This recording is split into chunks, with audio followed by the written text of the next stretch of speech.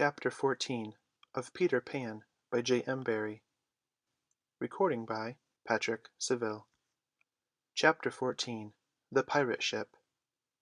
One green light, squinting over Kidd's Creek, which is near the mouth of the Pirate River, marked where the brig, the Jolly Roger, lay, low in the water, a rakish-looking craft, foul to the hull, every beam in her detestable, like ground strewn with mangled feathers.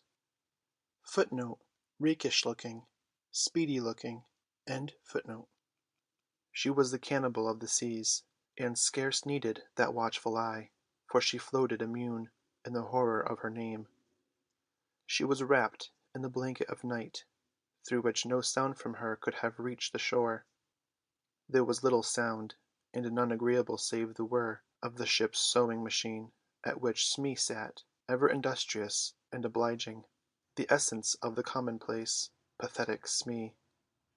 I know not why he was so infinitely pathetic, unless it were because he was so pathetically unaware of it, but even strong men had to turn hastily from looking at him, and more than once on summer evenings he had touched the fount of Hook's tears, and made it flow.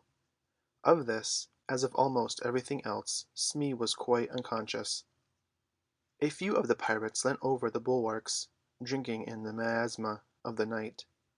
Others sprawled by barrels over games of dice and cards, and the exhausted four who had carried the little house lay prone on the deck, where even in their sleep they rolled skilfully to this side or that out of Hook's reach, lest he should claw them mechanically in passing. Footnote: miasma, putrid mist. End footnote. Hook trod the deck and thought. O man unfathomable! It was his hour of triumph. Peter had been removed for ever from his path, and all the other boys were in the brig, about to walk the plank. It was his grimmest deed since the days when he had brought Barbecue to heel, and knowing as we do how vain a tabernacle is man. Could we be surprised had he now paced the deck unsteadily, bellied out by the winds of his success? But there was no elation in his gait, which kept pace with the action of his sombre mind. Hook was profoundly dejected. He was often thus when communing with himself on board ship in the quietude of the night. It was because he was so terribly alone. This inscrutable man never felt more alone than when surrounded by his dogs, who were socially inferior to him. Hook was not his true name. To reveal who he really was would even at this date set the country in a blaze, but as those who read between the lines must already have guessed, he had been at a famous public school, and its traditions still clung to him like garments, with which indeed they are largely concerned.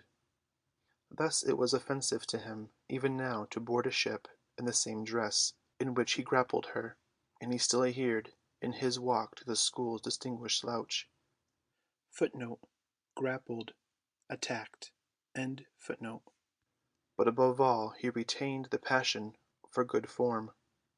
Good form, however much he may have degenerated, he still knew that this is all that really matters. Far from within him he heard a creaking as of rusty portals, and through them came a stern tap, tap, tap, like hammering in the night when one cannot sleep. "Have you been good form to-day?" was their eternal question. "Fame, fame, that glittering bauble, it is mine," he cried. "Is it quite good form to be distinguished at anything?" the tap-tap from his school replied. "I am the only man whom Barbecue feared," he urged, "and Flint feared Barbecue." "Barbecue, Flint, what house?" came the cutting retort. Most disquieting reflection of all, was it not bad form to think about good form? His vitals were tortured by this problem.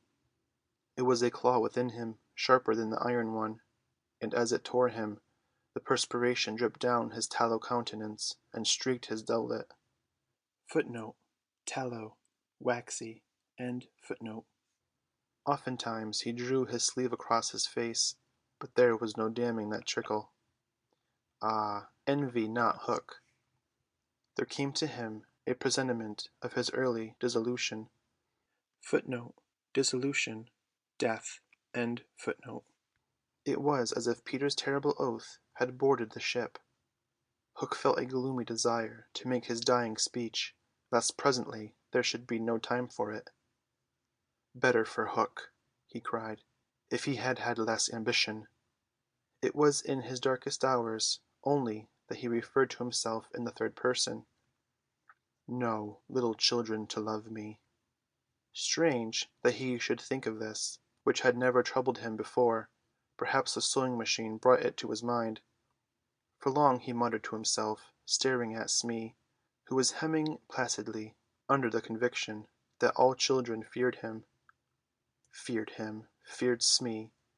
There was not a child on board the brig that night who did not already love him.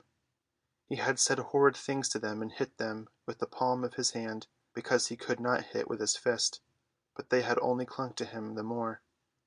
Michael had tried on his spectacles, to tell poor Smee that they thought him lovable.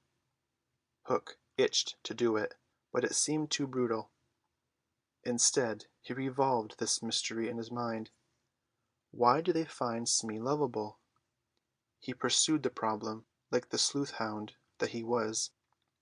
If Smee was lovable, what was it that made him so? A terrible answer suddenly presented itself. Good form? Had the bo'sun good form without knowing it, which is the best form of all?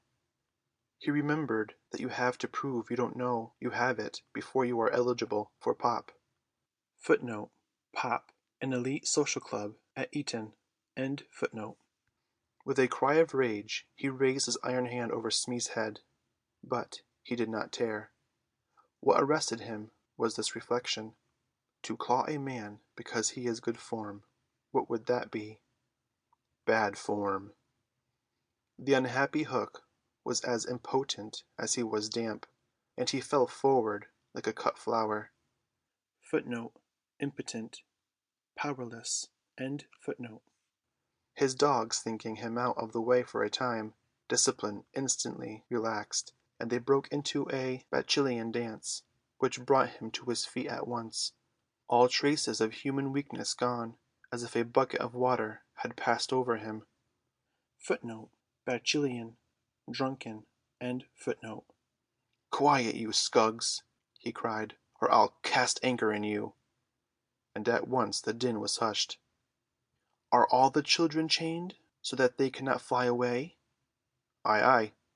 Then hoist them up. The wretched prisoners were dragged from the hold, all except Wendy, and ranged in line in front of him. For a time he seemed unconscious of their presence. He lolled at his ease, humming, not unmelodiously, snatches of a rude song, and fingering a pack of cards. Ever and anon the light from his cigar gave a touch of colour to his face. Now then, bullies, he said briskly, 6 of you walk the plank to-night, but I have room for 2 cabin boys. Which of you is it to be? Don't irritate him unnecessarily, had been Wendy's instructions in the hold, so Tootles stepped forward politely. Tootles hated the idea of signing under such a man, but an instinct told him that it would be prudent to lay the responsibility on an absent person, and though a somewhat silly boy, he knew that mothers alone were always willing to be the buffer. All children know this about mothers, and despise them for it, but make constant use of it. So Tootles explained prudently, You see, sir, I don't think my mother would like me to be a pirate. Would your mother like you to be a pirate, Slightly? He winked at Slightly, who said mournfully, I don't think so, as if he wished things had been otherwise. Would your mother like you to be a pirate, Twin? I don't think so, said the first twin, as clever as the others. Nibs would. Stow this gab, roared Hook, and the spokesmen were dragged back. You boy, he said, addressing John, you look as if you had a little pluck in you. Didst never want to be a pirate, my hearty? Now John had sometimes experienced this hankering at maths prep, and he was struck by Hook's picking him out. I once thought of calling myself Red-handed Jack, he said diffidently. And a good name, too. We'll call you that here, bully, if you join." "What do you think, Michael?" asked John. "What would you call me if I join?" Michael demanded. "Blackbeard Joe." Michael was naturally impressed. "What do you think, John?" He wanted John to decide, and John wanted him to decide. "Shall we still be respectable subjects of the king?" John inquired. Through Hook's teeth came the answer, "You would have to swear down with the king." Perhaps John had not behaved very well so far, but he shone out now. "Then I refuse," he cried, banging the barrel in front of Hook. "And I refuse," cried Michael. "Rule Britannia!" squeaked Curly. The infuriated pirates buffeted them in the mouth, and Hook roared out, "That seals your doom! Bring up their mother! Get the plank ready!" They were only boys, and they went white as they saw Jukes and Cecco preparing the fatal plank, but they tried to look brave when Wendy was brought up. No words of mine can tell you how Wendy despised those pirates. To the boys there was at least some glamour in the pirates' calling, but all that she saw was that the ship had not been tidied for years. There was not a porthole on the grimy glass of which you might not have written with your finger, "Dirty pig," and she had already written it on several. But as the boys gathered around her, she had no thought, of course, save for them. "So, my beauty," said Hook, as if he spoke in syrup, "you are to see your children walk the plank." Fine gentleman though he was, the intensity of his communings had soiled his ruff, and suddenly he knew that she was gazing at it. With a hasty gesture he tried to hide it, but he was too late. "Are they to die?" asked Wendy, with a look of such frightful contempt that he nearly fainted. "They are," he snarled. "Silence all," he called gloatingly, "for a mother's last words to her children." At this moment Wendy was grand. "These are my last words, dear boys," she said firmly. "I feel that I have a message to you from your real mothers, and it is this: we hope our sons will die like English gentlemen." Even the pirates were awed, and Tootles cried out hysterically, "I am going to do what my mother hopes. What are you to do, Nibs?" "What my mother hopes. What are you to do, Twin?" "What my mother hopes. John, what are—" But Hook had found his voice again. "Tie her up," he shouted. It was Smee who tied her to the mast. "See here, honey," he whispered, "I'll save you if you promise to be my mother." But not even for Smee would she make such a promise. "I would almost rather have no children at all," she said disdainfully. Footnote: disdainfully, scornfully, end footnote. It is sad to know that not a boy was looking at her as Smee tied her to the mast. The eyes of all were on the plank, that last little walk they were about to take.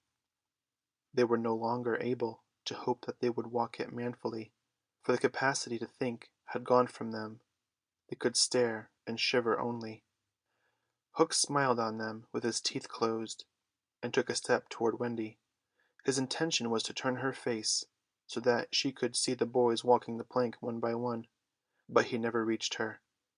He never heard the cry of anguish he hoped to wring from her. He heard something else instead. It was the terrible tick-tock of the crocodile. They all heard it, pirates, boys, Wendy, and immediately every head was blown in one direction, not to the water whence the sound proceeded, but toward Hook. All knew that what was about to happen concerned him alone, and that from being actors they were suddenly becoming spectators. Very frightful was it to see the change that came over him. It was as if he had been clipped at every joint. He fell in a little heap. The sound came steadily nearer, and in advance of it came this ghastly thought, "The crocodile is about to board the ship." Even the iron claw hung inactive, as if knowing that it was no intrinsic part of what the attacking force wanted.